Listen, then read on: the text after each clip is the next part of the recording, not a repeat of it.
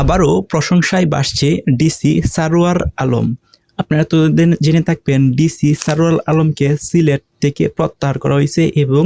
জনপ্রশাসন মন্ত্রণালয়ে কিন্তু তাকে নিযুক্ত করা হয়েছে। কেন নিযুক্ত করা হয়েছে? কারণ হচ্ছে সিলেটের যে 2টা মাজার ছিল সেই মাজারের যে দান বাক্স আছে সেগুলোর বিষয়ে অনেক অনিয়ম উনি দেখতে পাই এবং সেখানে এই যে দান বাক্সগুলো আছে সেটার বিপক্ষে অনেক স্টেপ নিতে চাইতেছিল এবং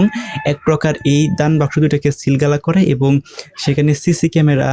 আনসার মোতায়েন এবং আরও নানান পদক্ষেপ কিন্তু উনি গ্রহণ করতেছিল, যাতে করে সাধারণ জনগণরা যে টাকাগুলো সেখানে দান করা হয় সেগুলোকে একটা স্বচ্ছতা এবং জবাবদিহি তার মধ্যে আনার জন্য, যাতে করে এই তার টাকাগুলো অন্য কেউ না নিয়ে যেতে পারে। তো এটার কারণেই কিন্তু পরবর্তীতে ডিসি সারোয়ার আলমকে কিন্তু সিলেটের যে জেলা প্রশাসক আছে সেখান থেকে কিন্তু ওনাকে বদলি করে দেওয়া হয়েছে।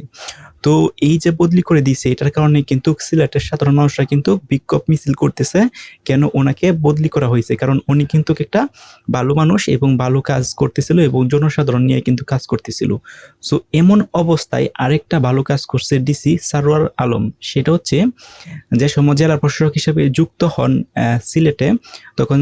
কারাগারে গেছিল, সেখানে কিন্তু কারাগার পরিদর্শন করছিল হচ্ছে এই সারোয়ার আলম। সেখানে গিয়ে দেখতে পাই সিলেটের একজন ছাকর্মী হচ্ছে কারাগারে এবং তার সাথে কথা বলে এক পর্যায়ে উনি জানতে পারে উনি কি কারাগারে আসছে সেটার একমাত্র কারণ হচ্ছে ওনার যে বিদ্যুৎ বিল ছিল সেই বিদ্যুৎ বিলের যে বকেয়া ছিল সেই বকেয়ার কারণে নাকি তার নামে মামলা দায়ের করা হয় এবং এক পর্যায়ে তাকে গ্রেপ্তার করে জেলখানায় কিন্তু তাকে নিয়ে যাওয়া হয়। তো এই বিষয়টা শোনার পর ডিসি সারোয়ার আলম কিন্তু ওনাকে আশ্বস্ত করছিল যে তাকে সহযোগিতা করব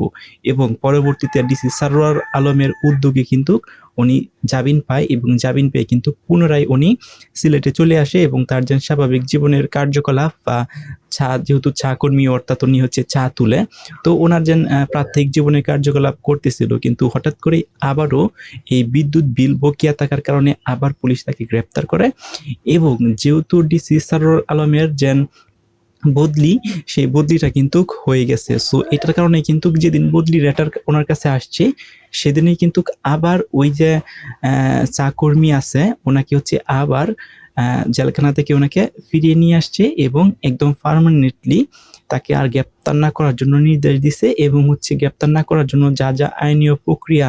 নেওয়া দরকার সবগুলো আইনীয় প্রক্রিয়া কিন্তু উনি নিছে এবং এটার কারণে কিন্তু আবারও প্রশংসায় কিন্তু ভাসতেছে ডিসি সারোয়ার আলম। এখন এই ডিসি সারোয়ার আলম কিন্তু আসলে একজন ভালো লোক এবং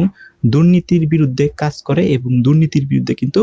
কথা বলে, কিন্তু এটা একটা বাংলাদেশের কমন সমস্যা হয়ে দাঁড়াচ্ছে। ডিসি সারোয়ার আলম যেখানে যায়, যেখানে দুর্নীতি অনিয়ম থাকে সেখানে কিন্তু উনি সবকিছু তুলে ধরে। এটার কারণে কিন্তু বিভিন্ন মন্ত্রণালয় থেকে, বিভিন্ন জেলা প্রশাসক থেকে, বিভিন্ন পদ থেকে ওনাকে বরখাস্ত করে অন্য জায়গায় কিন্তু হচ্ছে পাঠিয়ে দেওয়া হয়। এটা কিন্তু বাংলাদেশের একটা উইক পয়েন্ট আমার কাছে মনে হচ্ছে।